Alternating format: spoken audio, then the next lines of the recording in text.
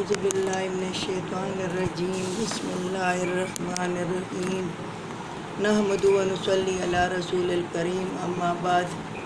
اعوذ باللہ من الشیطان الرجیم بسم اللہ الرحمن الرحیم۔ میری بہنوں، میرے بھائیوں، میرے عزیز ہم وطنوں، مسلمان غیر مسلمان، قرآن جو ہے تو اللہ تعالیٰ کہتا ہے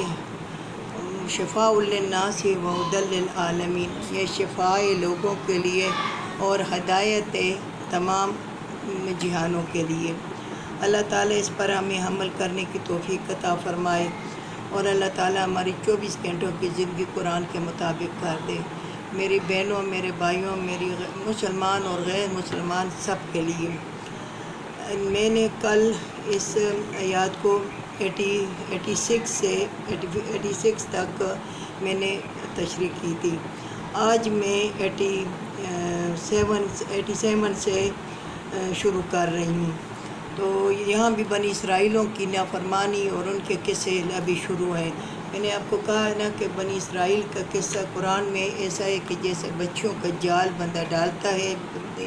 دریا میں، ایسا جال کی طرح پھیلا ہوا ہے، کیونکہ ان کی نافرمانیاں بہت تھی اور ان پر پیغمبر بھی بہت آئے تھے۔ وَلَقَدْ آتَيْنَا مُوسَى الْكِتَابَ وَقَفَّيْنَا مِن بَعْدِهِ بِالرُّسُلِ وَآتَيْنَا عِيسَى ابْنَ مَرْيَمَ الْبَيِّنَاتِ وَأَيَّدْنَاهُ بِرُوحِ الْقُدُسِ۔ اللہ تعالیٰ کہتا ہے بے شک ہم نے دی موسیٰ علیہ السلام کو کتاب تورات، اور موسیٰ علیہ السلام کو کتاب وَقَفَّيْنَا مِن بَعْدِهِ بِالرُّسُلِ، اور بھیجے اس کے بعد بہت سے پیغمبر۔ بنی اسرائیلوں پر ایک پیغمبر موجود ہوتا تھا، دوسرا پیغمبر آتا تھا، اور ایک ادھر پیغمبر ہے، ایک دوسرے گاؤں میں ہے، یہ کراچی میں، ایک صوبہ سرحد میں، اس طرح یہ پیغمبر آتے تھے اور یک کے بعد دیگرے آتے تھے۔ وَآتَيْنَا عِيسَى ابْنَ مَرْيَمَ الْبَيِّنَاتِ، اور ہم نے دی عیسیٰ بیٹا بی بی مریم کو واضح دلیل۔ پھر آخر جو ان کی بنی اسرائیلوں کا جو پیغمبری کا وہ ختم ہوا تو عیسیٰ علیہ السلام پر ختم ہوا، تو واضح دلیل ان کی دی۔ وَأَيَّدْنَاهُ بِرُوحِ الْقُدُسِ، اور مضبوط کیا پاک روح کے ساتھ، یعنی جبرائیل علیہ السلام کے ذریعے وہ دنیا میں آئے تو مضبوط کیا پاک روح کے ساتھ۔ اللہ تعالیٰ کہتا ہے أَفَكُلَّمَا جَاءَكُمْ رَسُولٌ بِمَا لَا تَهْوَىٰ أَنفُسُكُمْ، جس وقت بھی آ گئے ان کے پاس رسول، بِمَا لَا تَهْوَىٰ أَنفُسُكُمْ، پسند نہیں کیا ان کے دلوں نے، اسْتَكْبَرْتُمْ، انہوں نے تکبر کیا، فَفَرِيقًا كَذَّبْتُمْ، ایک گروہ کو قتل، ایک گروہ کو جھٹلا دیا، اور فَرِيقًا تَقْتُلُونَ، اور ایک گروہ کو قتل کیا۔ یہ یعنی ہم نے موسیٰ علیہ السلام کو کتاب دی اور اس کے بعد یک کے بعد دیگرے میں نے پیغمبر بھیجے، اور ہم نے دی عیسیٰ بی بی مریم کے بیٹے کو واضح دلیل، یعنی پاک روح کے ساتھ بغیر باپ کے اس کو پیدا کیا۔ اور جس وقت بھی ان کے پاس رسول آتے تھے تو ان کو پسند نہیں آتے تھے، تو یہ تکبر کرتے تھے کہ ہم تمہاری باتیں نہیں مانتے، اور ایک گروہ کو جھٹلاتے تھے، یعنی ایک پیغمبر کو، یعنی ایک گروہ کو، اس گروہ میں حضرت محمد صلی اللہ علیہ وسلم بھی آتا ہے اور موسیٰ علیہ السلام بھی آتا ہے، تو ان کو جھٹلایا گیا، اور ایک وَفَرِيقًا تَقْتُلُونَ، اور ایک گروہ کو قتل کر دیا گیا۔ یہ میں پہلے بھی تشریح کر چکی ہوں کہ پیغمبروں کو قتل کر دیتے۔ وَقَالُوا قُلُوبُنَا غُلْفٌ، اور یہ کہتے ہیں کہ ہمارے دلوں پر غلاف ہے، یعنی ہمارے دلوں پر تمہاری باتیں نہیں اثر کرتی، اگر تم بہت بھی ہمیں نصیحتیں کرو تو ہمارے دلوں پہ تمہاری بات اثر نہیں کرتی۔ اللہ تعالیٰ اس کے بدلے میں کیا کہتا ہے؟ بل لعنہم اللہ بکفرہم، بلکہ لعنت کی اللہ تعالیٰ نے ان پر، ان کے کفر کی وجہ سے، ان کو لعنت کی ان پر اللہ تعالیٰ نے ان کے کفر کی وجہ سے۔ فقلیلا ما یؤمنون، تھوڑے سے ہیں ان میں جو اچھا عمل کرتے ہیں، تھوڑے مانتے ہیں۔ ولما جاءہم، یعنی تھوڑے مانتے ہیں اور زیادہ جو ہے تو کفر کرتے ہیں۔ ولما جاءہم کتاب من عند اللہ، جس وقت بھی آ گئی ان کے پاس کتاب اللہ کی طرف سے کہ یہ تصدیق کرے وہ جو تمہارے پاس ہیں۔ ان کو پاس کتاب آتی تھی اور ان کو کہا جاتا تھا کہ جو پہلے والی کتاب تھی یہ کتاب اس کی تصدیق کرتی ہے کہ وہ بھی اللہ کی طرف سے تھی اور یہ بھی اللہ کی طرف سے ہے، تم اس کو مانو، اس کو پڑھو، اس کے احکامات کے مطابق تم عمل کرو۔ وَكَانُوا مِن قَبْلُ يَسْتَفْتِحُونَ، اور یہ تھے اس سے پہلے جو فتح مانگتے تھے ان لوگوں پر، عَلَى الَّذِينَ كَفَرُوا، جو کافر ہیں، چونکہ ان کو کہا گیا تھا کہ ایسا پیغمبر آئے گا، وہ پیغمبر یعنی دنیا میں چھا جائے گا، تو یہ کہتے تھے کہ یعنی وہ پیغمبر ہمارے درمیان میں سے آئے گا، بنی اسرائیلوں میں سے آئے گا،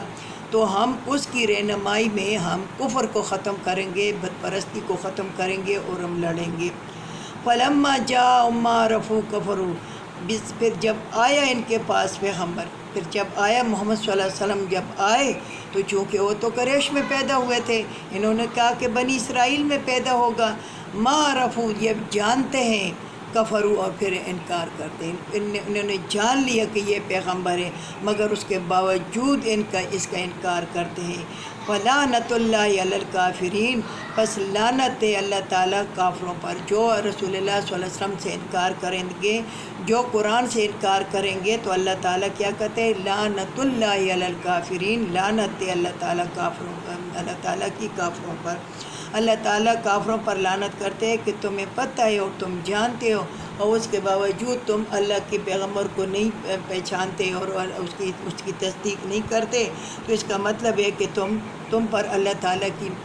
لعنت ہے۔ پھر اللہ تعالیٰ فرماتا ہے، بِئْسَ مَا اشْتَرَوْا بِهِ أَنفُسَهُمْ، برا ہے جو انہوں نے بیچ دی اپنے آپ کو کفر پر، برا ہے انہوں نے اپنے آپ کو، اپنے دین کو، اپنی سچائی کو، اپنی اس کو کفر پر بیچ دیا، بما انزل اللہ، بیچ دیا، مگر یہ کہ بیچنے کا مطلب یہ ہے کہ انہوں نے کفر خرید لیا اور اسلام کو انہوں نے چھوڑ دیا۔ تو اللہ تعالیٰ کہتا ہے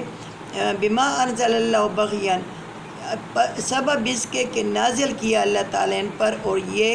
بغض کرتے ہیں وہ جو نازل کیا اللہ تعالیٰ اپنے من فضل ہی میں، اپنے فضل سے، علی من یشاء،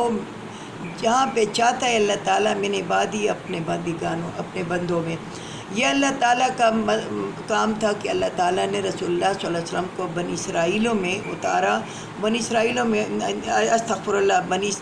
قریش میں اتارا، اور قریش کو اس کی عزت تھی، اور قریش جو تھے تو وہ میں نے آپ کو کہا تھا کہ بنو خزرج اور بنو نذیر، یہ قبیلے تھے، بنو خزرج، بنو اوس اور بنو خزرج،